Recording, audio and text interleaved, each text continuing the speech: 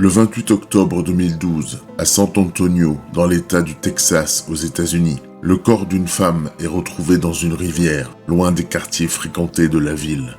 Elle a le visage tourné vers le ciel, les bras étrangement détendus, comme si elle avait cessé de lutter bien avant de toucher l'eau. Aucun témoin, aucun mouvement, aucune trace. Ce jour-là, pour les enquêteurs, ce n'est qu'une mort de plus, un drame urbain parmi d'autres.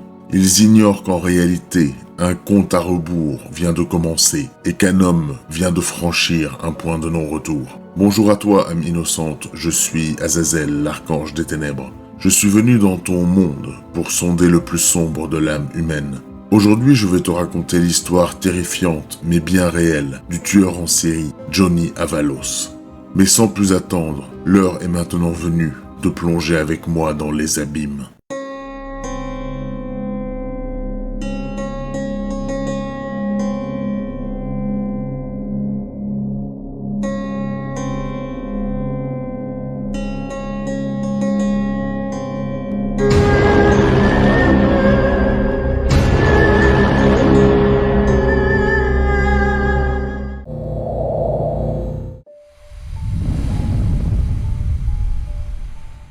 Johnny Joe Avalos, né le 1er décembre 1986 dans le sud de San Antonio, au Texas, aux États-Unis. Dans une maison modeste, coincée entre une voie rapide et une station-service ouvertement délaissée par le temps. Il grandit dans une famille nombreuse, disséminée sur plusieurs générations où personne ne tient les comptes. Des frères, des sœurs, des cousins qui vont et viennent. Et au milieu de tout ça, un enfant qui ne fait pas de bruit. Sa mère, légalement débordée, cumule les heures dans un service de nettoyage industriel. Son père, parfois là, parfois pas, est un homme dur, marqué par une vie de boulot physique et d'occasions ratées. Il parle peu, agit par habitude. Les échanges dans la famille sont courts, les caresses rares. Il n'y a pas de violence explicite, mais une pression lente, une forme d'étouffement quotidien que personne ne nomme. Très tôt, Johnny accumule les retards. Il ne parle pas comme les autres. Il ne réagit pas comme on l'attend. Les enseignants remontent des comportements inadaptés. Il évite le regard, répond à côté, reste immobile quand on lui demande d'agir. On parle d'un trouble léger, d'une lenteur qui peut être encadrée. Mais il n'y a personne pour mettre en place cet encadrement. Il est transféré dans des classes spéciales où les élèves sont mieux gérés parce qu'on attend moins d'eux. Dans le quartier, il est celui qu'on ne craint pas, mais qu'on n'inclut jamais. Il déambule dans les ruelles, toujours seul, observant les autres jouer. Il reste à l'écart, non par peur, mais par absence de lien. À l'école secondaire, il ne participe à rien. Il est inscrit sur les listes, présent en classe, mais jamais dans l'esprit de qui que ce soit. Son déficit intellectuel est finalement officiel. Le chiffre tombe, un QI inférieur à 70, en dessous du seuil de reconnaissance pour une autonomie sociale stable. Mais aucun suivi n'est mis en place, pas de structure spécifique, pas de plan pour l'avenir. Il reste là à suivre des cours qu'il ne comprend pas, à écouter des consignes qui ne s'adressent pas vraiment à lui. Ses frères et sœurs l'ignorent ou le raillent. La maison Avalos est trop pleine pour la patience, trop bruyante pour l'attention. Lorsqu'il essaye de parler, on le coupe. Lorsqu'il tente de faire bien, on ne le remarque pas. Il ne devient ni un problème ni une fierté, juste une présence floue. À l'adolescence, il rate ses années de lycée. On le place dans un parcours technique simplifié qu'il n'arrive pas à suivre. Les enseignants abandonnent l'idée de le motiver. Et il finit par quitter le système sans même obtenir de diplôme. Et là encore, personne ne s'y oppose. Et personne ne s'en inquiète. Sa famille parle de lui en termes flous. Ils disent qu'il est différent, qu'il est lent, qu'il est comme ça. Et c'est ainsi que Johnny Avalos entre dans le monde adulte. Par la petite porte, sans armes, sans guide, sans personne pour demander ce qu'il va devenir. À sa sortie du système scolaire, Johnny Avalos a 18 ans et aucune qualification, pas de diplôme, pas d'expertise. Il ne peut postuler nulle part. Alors, il s'adapte. Il commence à enchaîner les petits boulots, des services temporaires. Il devient successivement livreur, manutentionnaire dans un entrepôt, puis finalement plongeur dans un restaurant du centre-ville de San Antonio.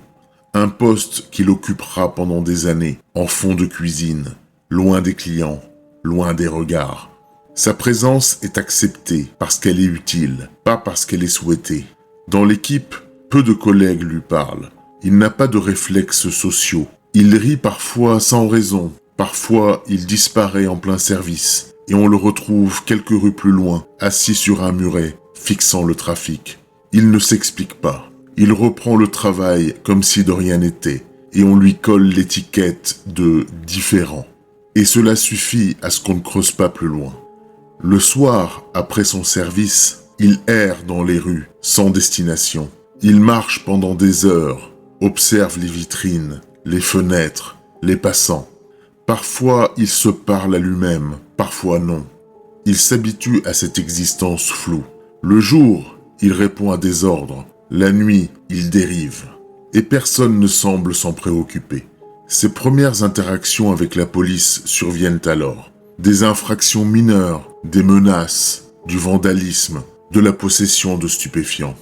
Il devient très vite connu des services de police, mais pas considéré comme un danger. Son dossier ne dépasse pas le stade des rapports techniques.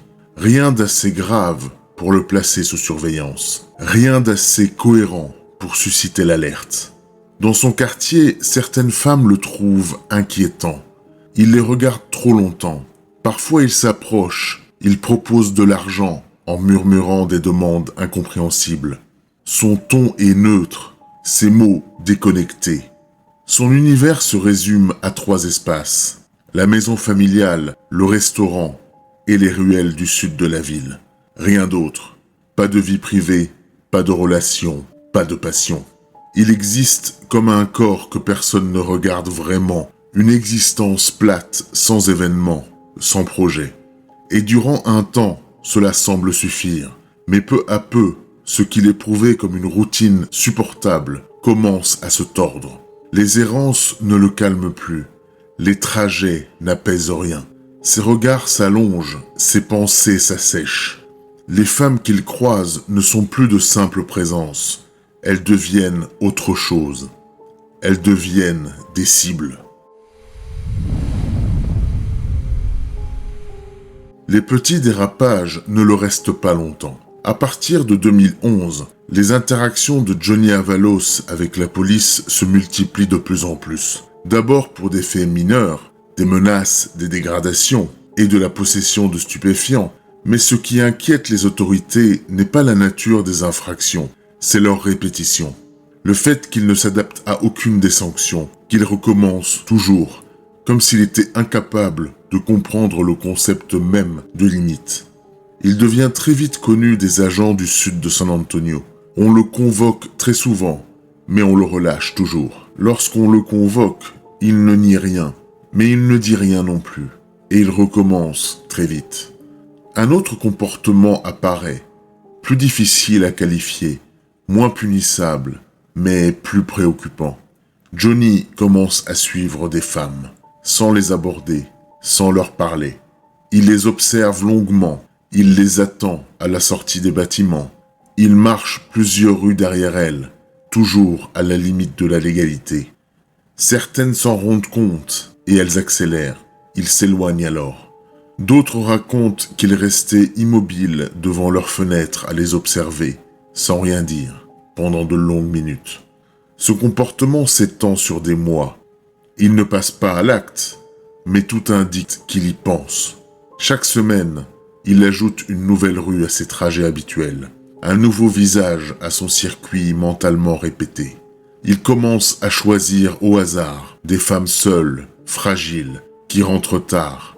Dans son appartement, il devient de plus en plus irrégulier.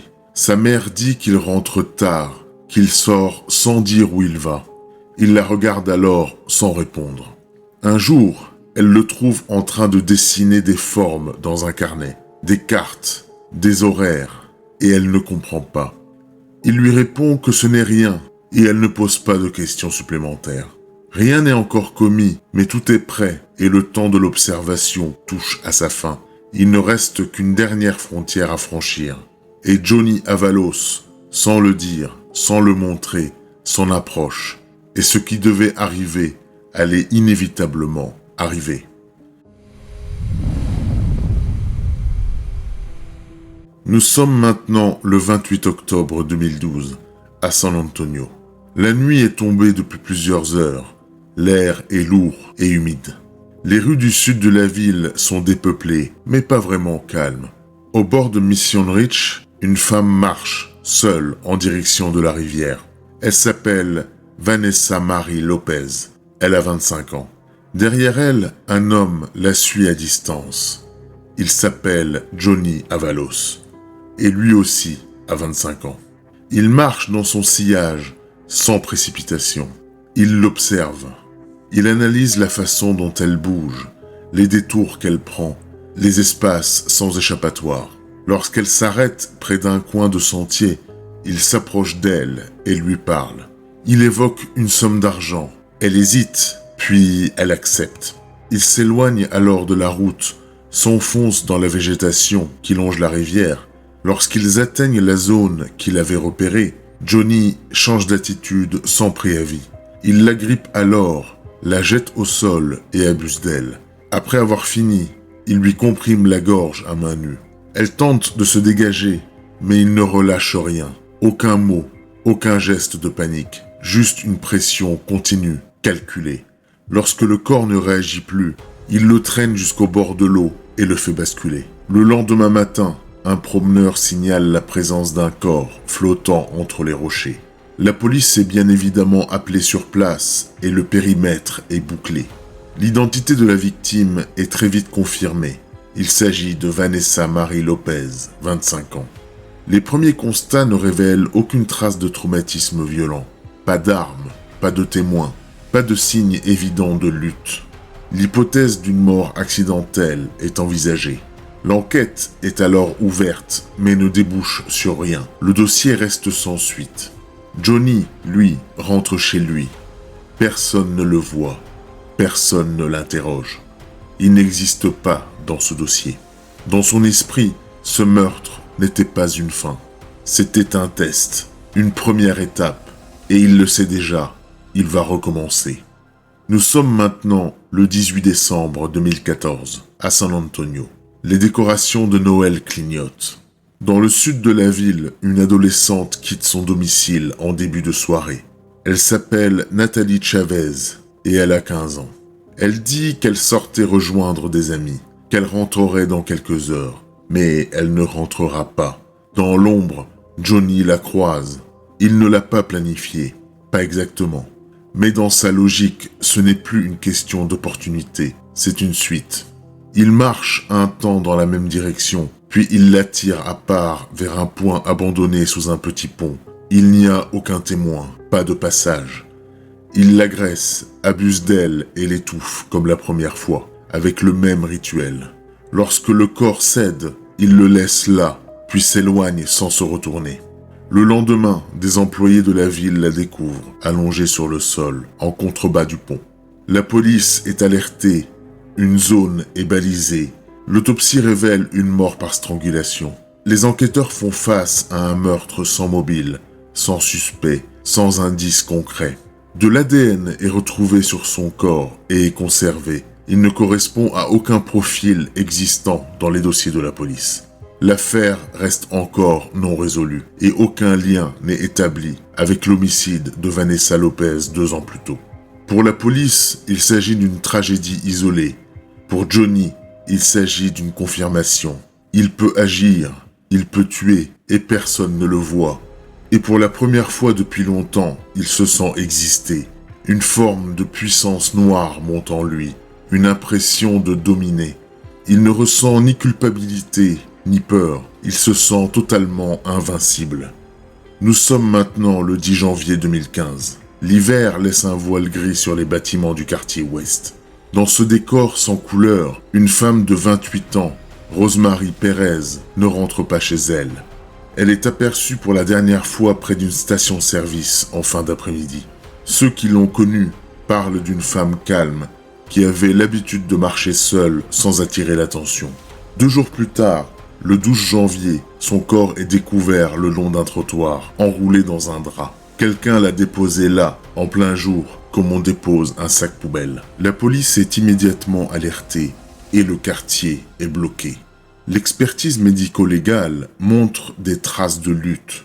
Les bras de la victime portent des égratignures, des contusions et des hématomes liés à une pression prolongée.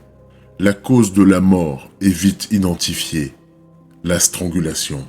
Des prélèvements biologiques sont effectués sur le corps et conservés pour analyse. Mais à ce moment-là, rien ne mène à un nom, pas d'hypothèse, pas de piste sérieuse. Le dossier est traité comme une nouvelle affaire, isolée, et le corps est remis à la famille. Johnny, lui, continue sa routine. Il travaille comme plongeur dans un restaurant du centre le jour, et il marche seul la nuit. Il observe, personne ne le regarde. Personne ne le remarque. Nous sommes maintenant le 4 avril 2015 à San Antonio. Le printemps s'installe lentement et fleurit la ville. Entre 2 blocs d'habitation usés par le temps, une femme avance seule sur le trottoir. Elle s'appelle Geneviève Ramirez. Elle a 46 ans. C'est une femme discrète, connue du quartier. Ce jour-là, elle ne rentrera pas chez elle. Dans une allée étroite à quelques mètres de la route, Johnny l'intercepte. Il ne lui laisse aucune chance. Il la fait basculer au sol avec une violence calculée. La tête de Geneviève heurte la pierre. Son corps se tord sous le poids. Il s'acharne, lui impose sa volonté, puis la laisse là, inconsciente. Sans se retourner, il quitte l'endroit comme s'il ne s'était rien passé. Quelques heures plus tard, un riverain la découvre étendue dans la poussière. Elle respire encore et les urgences sont appelées. Geneviève est transportée à l'hôpital, mais elle ne parle pas, elle ne désigne personne. Les jours passent et son état ne s'améliore pas. Et après 2 mois de coma, le 3 juin 2015, Geneviève Ramirez succombe à ses blessures. L'enquête démarre tardivement et les policiers reviennent sur la scène de crime. Ils interrogent le voisinage, passent en revue les déplacements de la victime, mais aucune caméra, aucun témoin. Sur place, les techniciens réussissent à récolter un échantillon biologique. Il est complet et exploitable. Et lorsqu'ils l'analysent, le profil ADN présent à côté de Geneviève Ramirez est le même que celui retrouvé sur Rosemary Perez et le même que celui relevé aussi 2 ans plus tôt.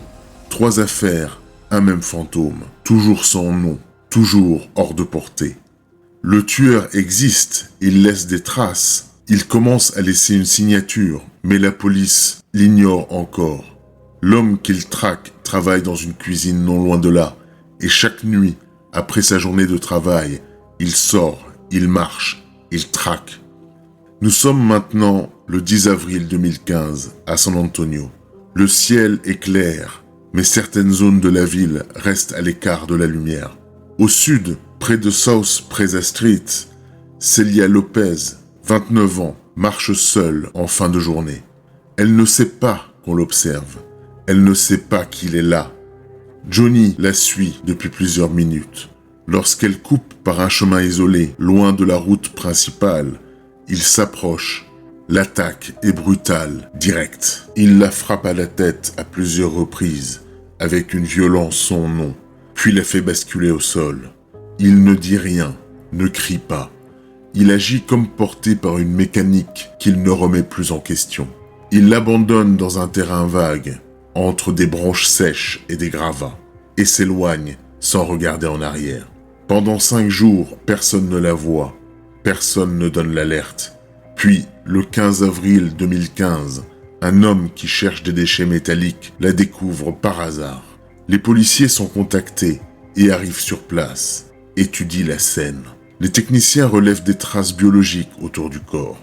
Un nouveau profil ADN est saisi. Mais comme les autres, il ne correspond à rien. L'enquête ne mène nulle part. Aucun nom, aucune interpellation. Johnny, lui, rentre chez lui. Il reprend son poste en cuisine. Personne ne se doute de rien. Les victimes se multiplient et rien ne semble pouvoir l'arrêter. Mais bientôt, un événement va faire basculer son monde. Nous sommes maintenant fin avril 2015 à San Antonio. Dans les bureaux de la police, les dossiers s'accumulent dans les tiroirs des enquêteurs. 5 femmes, 5 dossiers non résolus, des corps retrouvés dans des ruelles, des terrains vagues, des coins que la ville préfère oublier. À chaque fois, une même trace, un ADN qui revient, une signature invisible qui les nargue. Mais à qui appartient-elle? Pendant des mois, les techniciens compareront, chercheront en vain. Ce profil ne correspond à personne dans leur fichier. Pas de nom, pas de photo, juste un code. Jusqu'à ce jour du 25 avril 2015. Ce jour-là, une jeune fille entre dans les bureaux de la police. Elle parle d'une agression. Son récit est détaillé, elle est crédible. Après avoir récupéré toutes les informations, la police procède à une interpellation.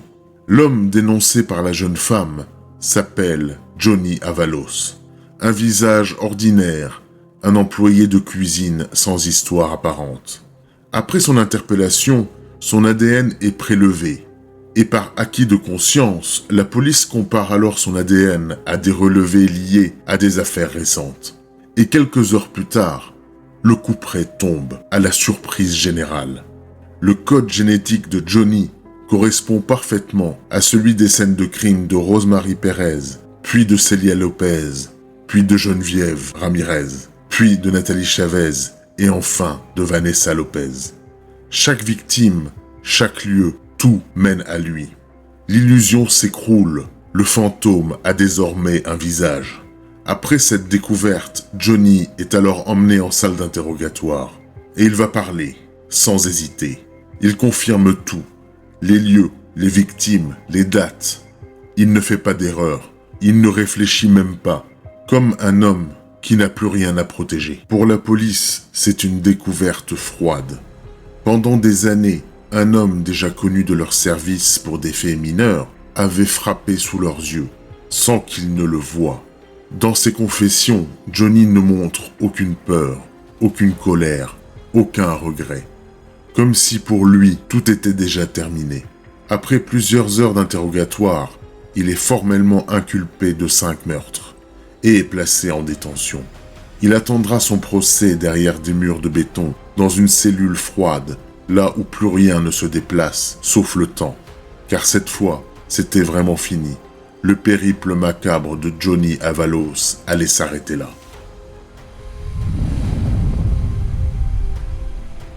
Nous sommes maintenant en mars 2019, 4 ans après son arrestation.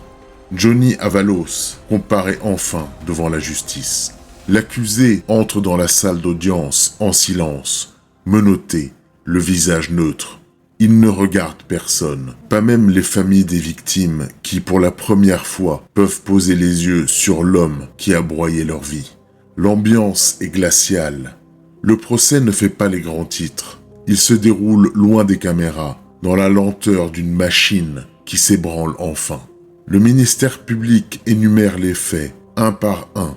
5 victimes, 5 scènes de crime, 5 corps abandonnés, comme s'ils n'avaient jamais compté. Les rapports médico-légaux défilent. Les photos sont présentées au jury. Aucun doute, l'ADN ne ment pas. À la barre, Johnny ne tente rien. Il n'y a rien à sauver, juste à constater l'absence totale de remords. Mais un détail change le cours de la peine. En raison de sa déficience intellectuelle, Johnny est jugé inéligible à la peine de mort. Une évaluation psychiatrique le place en dessous du seuil légal pour une condamnation capitale. Après quelques jours de procédure, le jury revient et le verdict est sans appel. Coupable de 5 meurtres. La sentence est ensuite prononcée. Johnny Avalos est condamné à la prison à perpétuité, 2 fois, sans possibilité de libération conditionnelle. Il quitte la salle d'audience sans un mot, sans un regard. Le tueur de San Antonio est enfin enfermé, définitivement. Il ne reste de lui qu'un dossier fermé, un matricule, un visage qui ne sortira plus jamais de l'ombre. Et au moment où cette vidéo est publiée, Johnny Avalos est toujours incarcéré à la prison d'État Preston Smith, à La Mesa, dans le Texas. Voici donc la terrifiante histoire de Johnny Avalos, un homme au visage ordinaire, un employé de cuisine normal, capable de se fondre parfaitement dans la masse, mais qui, dans l'ombre, a suivi, chassé et tué 5 femmes en toute discrétion pendant plus de 3 ans. Ce qu'il a commis ne peut être oublié, ce qu'il incarne ne peut être expliqué. Il est l'exemple même de la noirceur de l'âme humaine. Aujourd'hui encore, il poursuit son existence entre 4 murs, loin du monde, dans l'ombre froide d'une cellule de béton. Si tu as aimé cette vidéo, n'hésite pas à t'abonner à la chaîne et à activer la cloche pour recevoir les notifications. N'hésite pas non plus à me suivre sur mes différents réseaux sociaux pour rester informé de mes prochaines publications. Tu peux aussi soutenir la chaîne en devenant membre pour avoir accès à des avantages exclusifs. Je suis curieux d'avoir ton avis sur cette affaire dans les commentaires de cette vidéo. Pour ma part, je te donne rendez-vous très bientôt pour une nouvelle histoire terrifiante. À très vite dans tes cauchemars.